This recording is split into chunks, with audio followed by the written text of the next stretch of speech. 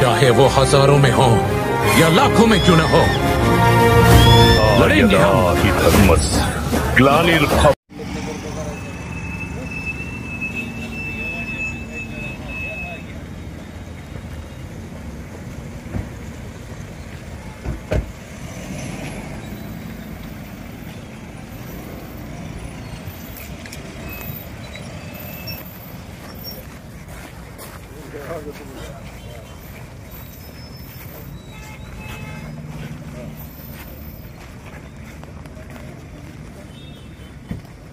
तुम्ही करू शकता का मला सांगा, आता होय म्हणलं तर करू शकता? हां 10 मिनिटात काय 10 मिनिटात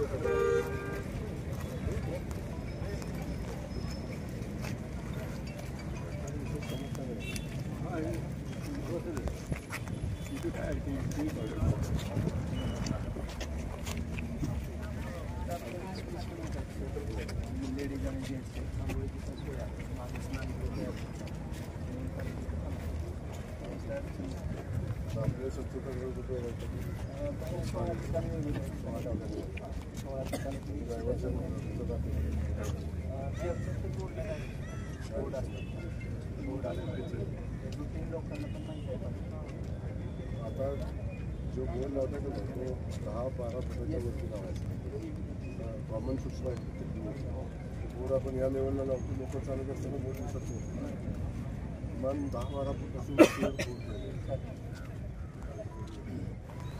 अमोलजी हां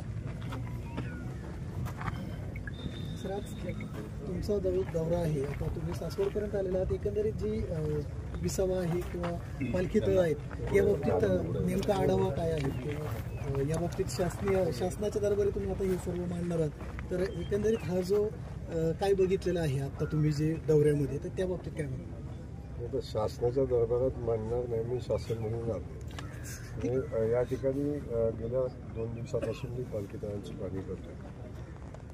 पालखी वर्षानुवर्ष येत असते, या पालखी तळा मुक्काम पण करत असते. तर प्रत्येक वर्षी काही नवीन अडचणी निर्माण होतात, काही नवीन प्रश्न निर्माण होतात आणि त्या अनुषंगाने त्याचा आढावा घेऊन त्याच्यावर मार्ग काढणं आणि वारी वारकऱ्यांसाठी आरामदायी जाणं आणि निर्विघ्न पार पडणं या दृष्टीनं जे काय आवश्यक आहे त्या गोष्टी समजून घेणं, त्याच्यावर मार्ग काढणं म्हणून वास्तविक हा दौरा आपण आयोजित केला. आपल्या सगळ्यांना माहिती आहे की मागच्या 8-10 दिवसापूर्वी खूप मोठा पाऊस पडला.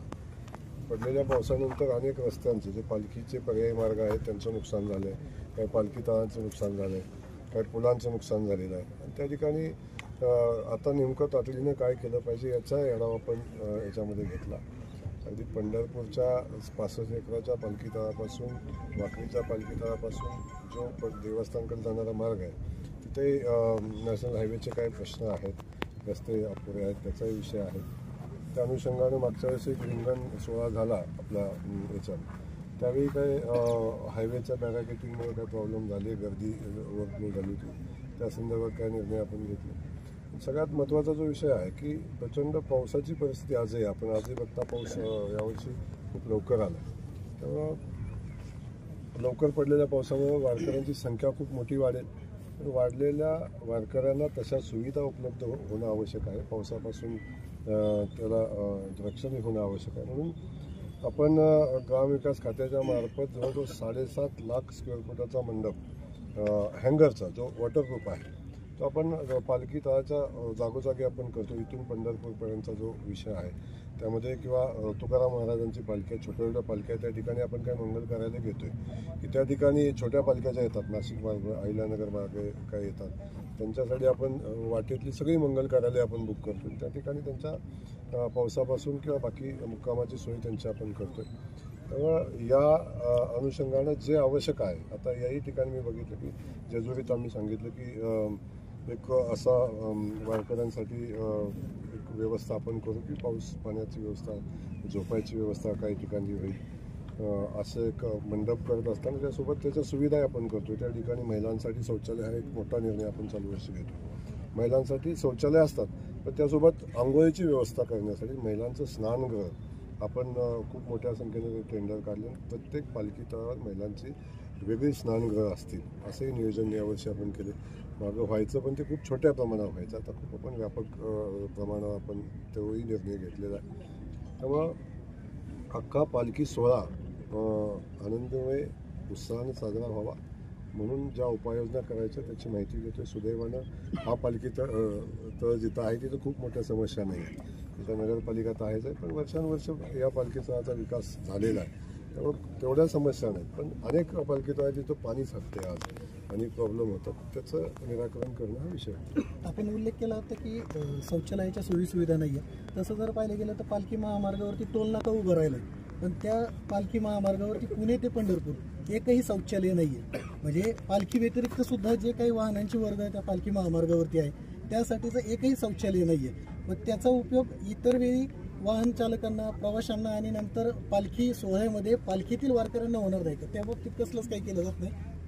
पुरंदरमध्ये अवघड चढून पालखी सोहळा येतो आणि निर्यातून पास होतो, पण टोल नाका उभं राहिलं पण एकही शौचालय उभं राहिलेलं नाही. मला पहिल्यांदा आपल्याला एका गोष्टीचे आपण सगळ्यांनी आनंद व्यक्त केला पाहिजे.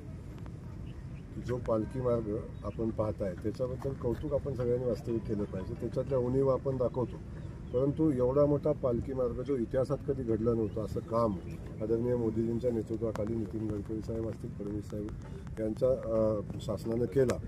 आणि मी आज कालपासून बघतोय एवढा सुंदर पालखी मार्ग आणि एवढी सुंदर व्यवस्था पालखीची, याच्याविषयी काय असूच शकत. याचा इतिहास पाठीमागचा आपण बघितला पालखी मार्ग व्हायच्या अगोदर, तर त्या समस्या आणि त्या अडचणी आपण जाणून घेतल्या. तर मला वाटतं ही सगळी गोष्ट आपल्या लक्षात येईल. पण आज आपण जो प्रश्न मांडला की पालखीच्या मार्गावर शौचालय असली पाहिजे किंवा ड्रायव्हरसाठी, तो पालखी मार्ग अजून विकसित होतोय, तो पार्ट आहेच त्याच्यामध्ये, त्यामुळं तो विकसित होते. आता ते पूर्ण व्हायची वाट आपण पाहावी अशी माझी विनंती या निमित्तानं आहे. आणि त्याच्याही पुढे जाऊन आपल्याला सांगेन की पालखी मार्ग विकसित करत असताना माननीय गडकरी साहेबांच्या सोबत अनेक आमच्या चर्चा झाल्या.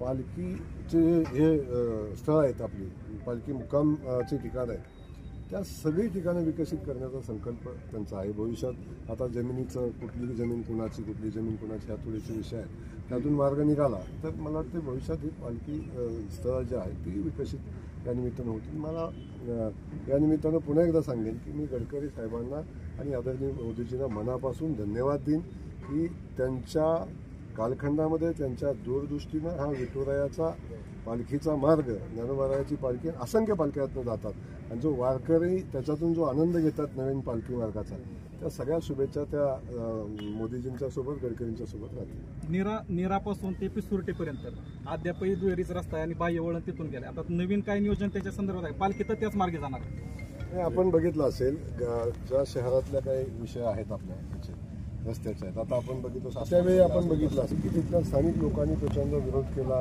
त्यातून काही अडचणी निर्माण झाल्या आणि तेव्हा बायपास आपण जो पालखी मार्ग बायपास झालेला आपण बघितला असेल.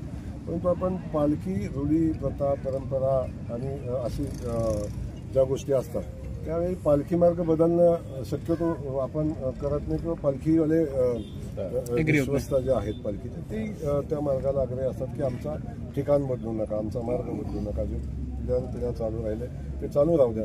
त्यामुळे एक होईल की जरी पालखी मार्ग पालख्या इकडून गेल्या तरी जी प्रचंड वाहनांच्यामुळं जी अडचण व्हायची ती होणार नाही. आता वाहनं पलीकडनं जातील, पालखी तो रस्ता विकसित होणार आहे का पुढे? चौपदरी विकसित होणार, हाही रस्ता जो आहे तोही विकसित होईल आणि तो निर्यात आहे तोही. पिसोर्टीचा जो उड्डाण पूल आहे, रेल्वेचं फाटक आहे मध्येच, आणि त्या फाटकावरती अद्यापर्यंत काहीच केलं. अनेक वेळा पालख्या जातात, रस्ताही झालाय पण उड्डाण पूल मात्र आपण बिलकुल चिंता करू नका.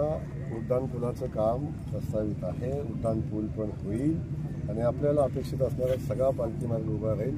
माझी विनंती या निमित्ताने एवढीच राहील. आता मी येताच आम्ही काही गोष्टीचा निर्णय घेतले.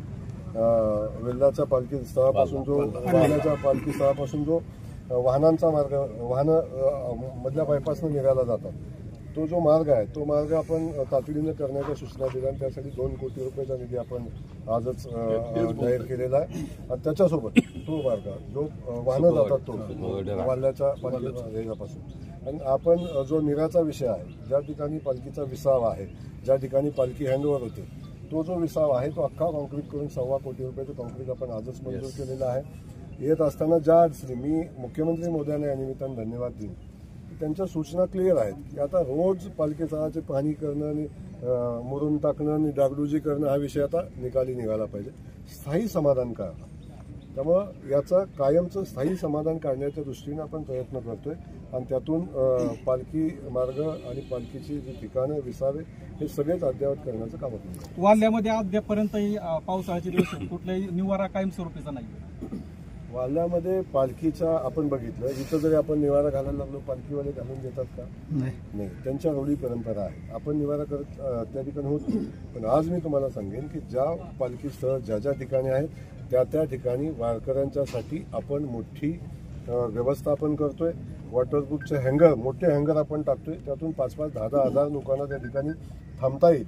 त्या ठिकाणी आंघोळीची सोय, शौचालयाची सोय, अगदी मसाजपासून सगळ्या व्यवस्था ज्यांना आवश्यक आहे, म्हातारी लोक आहेत, ज्यांना खरंच चालताना त्रास होतो अशा लोकांच्यासाठी ती व्यवस्था करून प्रत्येक आमचं जे पेंडॉल जिथं राहील, जे हँगर आहेत त्या ठिकाणी मेडिकल पण आपण उभं करतो. त्यामुळे या पालखी मार्गावर ज्या सुविधा देणं अपेक्षित आहे सगळ्या आपण. सगळ्यात महत्त्वाचं म्हणजे जर आता बघितलं तर न्यारी ज्या ठिकाणी विसावा आहे आणि ज्या ठिकाणी मुक्काम आहे या ठिकाणी सर्व सोयी सुविधा दिल्या जातात. पण पालखीचा एक टप्पा असा असतो की ज्याला न्यारी म्हणजे एक विसावा आणि मुक्काम या मध्यंतरीचा एक टप्पा असा असतो पालखी सोहळ्याचा की जिथं न्यारीसाठी थांबतात ते अंतर खूप असतं आणि नेमकं ते ज्या ज्या ठिकाणी थांबतात त्या ठिकाणी ह्या ज्या सुविधा आहेत, शौचालय असेल, पाण्याचे असेल, तर या बाबतीत अनेक वेळा अडचणी येतात. या वेळेला काय त्या बाबतीत केलं जाणार?